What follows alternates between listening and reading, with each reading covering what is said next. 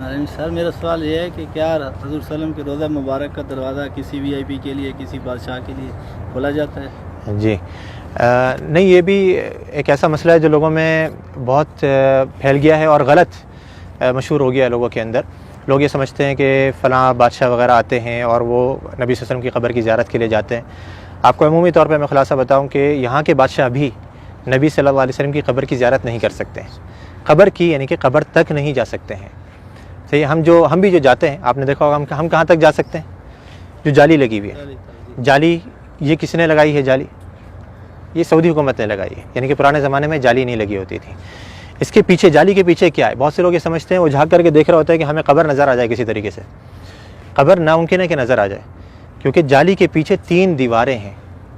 ایک تو آپ جانتے ہیں کہ گھر کی دیوار تھی، آپ صلی اللہ علیہ وسلم کہاں پہ مدفون کیے گئے؟ گھر کے اندر مدفون کیے گئے تھے۔ حدیث آتی ہے نبی صلی اللہ علیہ وسلم کی کہ نبیوں کا انتقال جہاں پر ہو جاتا ہے وہیں پر ہی دفن کر دیا جاتا ہے۔ تو صحابہ کرام میں بہت بڑا اختلاف ہوا تھا جب آپ صلی اللہ علیہ وسلم کا انتقال ہوا کہ کہاں پہ دفن کرنا ہے۔ انصار نے کہا کہ انصار کے علاقے میں، مہاجروں نے کہا کہ ہمارے علاقوں میں، ہر کسی نے اچھی سے اچھی تجویز دینے کی کوشش کری اور چاہا کہ ہمارے علاقوں میں ہو۔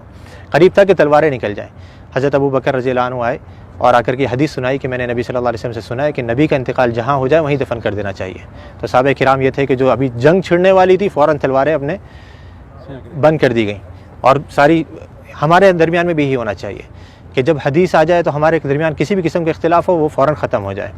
تو آپ صلی اللہ علیہ وسلم کو دفن کیا گیا کہاں پر؟ دیکھا گیا کہ آپ کا انتقال ہوا ہے حضرت عائشہ کے گھر کے اندر۔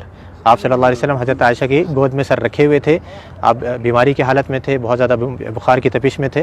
تو آپ صلی اللہ علیہ وسلم کو وہیں پر ہی مدفون کر دیا گیا جس جگہ پہ آپ کا انتقال ہوا۔ تو وہ جگہ کون سی تھی؟ گھر۔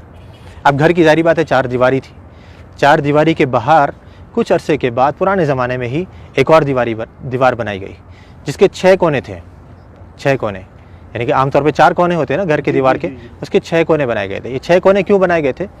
پیچھے کی طرف سے قبلہ بھی اس طرف ہے، جنوب میں، مدینہ کا جنوب میں قبلہ ہے، گھر ادھر ہے، گھر کے پیچھے کا جو علاقہ ہے وہاں پہ تیکون بنایا گیا تھا۔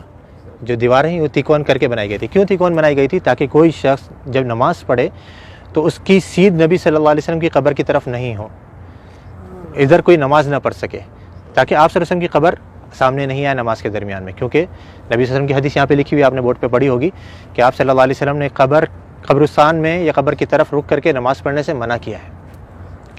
تو وہاں پہ یہ دوسری دیوار بنائی گئی۔ اب 2 دیواریں بنی ہوئی ہیں، تیسری دیوار ان دونوں دیواروں کے درمیان میں بنائی گئی، اس کے باہر نہیں۔ 2 دیواریں بنی ہوئی ہیں، ان کے درمیان میں یہ تیسری دیوار بنائی گئی۔ تو اس دیوار کے اوپر یہ گنبد کھڑا ہوا ہے۔ اس دیوار یا اس کے ساتھ میں کچھ چھوٹے موٹے ستون سے ہیں، ان کے اوپر یہ گنبد کھڑا ہوا ہے۔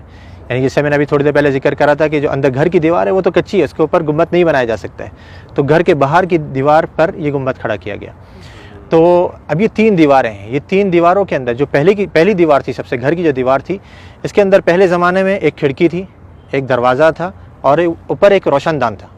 روشن دان وہاں سے ہوا ہے۔ کھڑکی اور دروازہ جو پرانے زمانے میں بند کر دیا گیا تھا، رہ گیا تھا روشن دان۔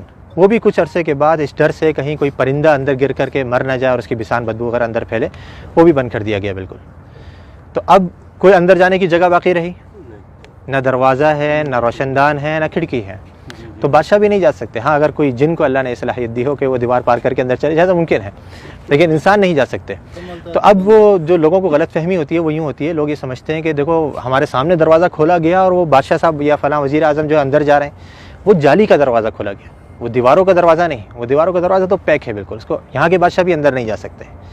تو وہ جالی جو ابھی سعودی حکومت نے لگائی ہے وہ اس لیے لگائی ہے کہ پہلے زمانے میں لوگوں نے گھر کی دیوار سے برکت لینی شروع کر دی تھی، اس کو چوما چاٹی یا اسے مسا کرنا، اس کو چھونا، تو یہ غلط کام ہے۔ جیسے میں نے ابھی ذکر کرا کہ نبی صلی اللہ علیہ وسلم نے آثار کے تتبع سے منع کیا ہے۔ نبی صلی اللہ علیہ وسلم کے بتائی ہوئی شریعت کے مطابق ہم نے عمل کرنا ہے۔ آپ نے کیسے سلام کرنا ہے نبی صلی اللہ علیہ وسلم کے اوپر، آپ وہ سلام کریں گے آپ کو اجر ملے گا، ثواب ملے گا۔ آپ نے جو سلامتی کی دعا کرنی ہے حضرت ابوبکر صدیق کے لیے، عمر فاروق کے لیے، اس پر اجر ملے گا، سنت کے کاموں پر آپ کو اجر ملے گا۔ لیکن دیواروں کی چوما چاٹی کرنا، یا جیسے بہت سے لوگوں کو دیکھا جاتا ہے مسجد نبوی کے در و دیوار کو ابھی بھی وہ اپنے رومال اتار کر کے اس پہ پھیر رہے ہوتے ہیں کہ اس کے اندر برکت منتقل ہو جائے، یا کوئی احرام کا کپڑا لایا ہوا ہوتا ہے، یا کوئی ٹوپی اتار کر کے اس پہ پھیر رہا ہوتا ہے، یہ سب غلط کام ہے۔ تو یہ پرانے زمانے میں جب شروع ہوئے تو اس زمانے کے جو علماء کرام تھے، لوگ کہتے ہیں نا یہ وہابی، تم تو اس زمانے کی پیداوار ہو، ہمیں بیچارے ہم کو وہابی کہتے ہیں، ہم تو اپنے آپ کو وہابی نہیں کہتے۔ تو یہ جو وہابیوں کے عقیدے ہیں نا، جو ان کی نظر میں وہ پرانے زمانے سے چلے آ رہے ہیں۔ تو اس زمانے کے اندر یہ دوسری دیوار بنائی گئی، گھر کے باہر ایک اور دیوار بنائی گئی تاکہ لوگ گھر کی دیوار تک نہیں پہنچ سکیں۔ اب وہ کچھ عرصے تک نئی دیوار تھی، لوگوں کو معلوم رہا کہ بھائی یہ تو نئی دیوار ہے، کچھ نہیں کرنا یہاں پہ، لیکن آہستہ آہستہ پھر نئی نسلیں آتی رہیں، وہ سمجھے کہ یہ بھی گھر کی دیوار ہے، پھر علماء نے ایک اور دیوار بنوا دی۔ پھر آخر میں سعودی حکومت نے کہا کہ ہو سکتا ہے لوگوں کے ذہنوں میں یہ چیز رہے کہ دیواریں ہم بناتے رہیں گے تو سمجھیں گے گھر کی دیوار ہے، تو ہم جالی لگوا دیتے ہیں۔ انہوں نے جالی لگوائی، لیکن لوگوں نے پھر بھی نہیں چھوڑا، وہ جالی کو بھی چوما چاٹی کے لیے پھر آخرکار مجبوراً سعودی حکومت کو وہاں پہ پولیس والوں کو کھڑا کرنا پڑا یا حیا والوں کو کھڑا کرنا پڑا تاکہ وہ لوگوں کو سمجھائیں اور آرام سے بتائیں کہ بھئی یہ چیز غلط ہے۔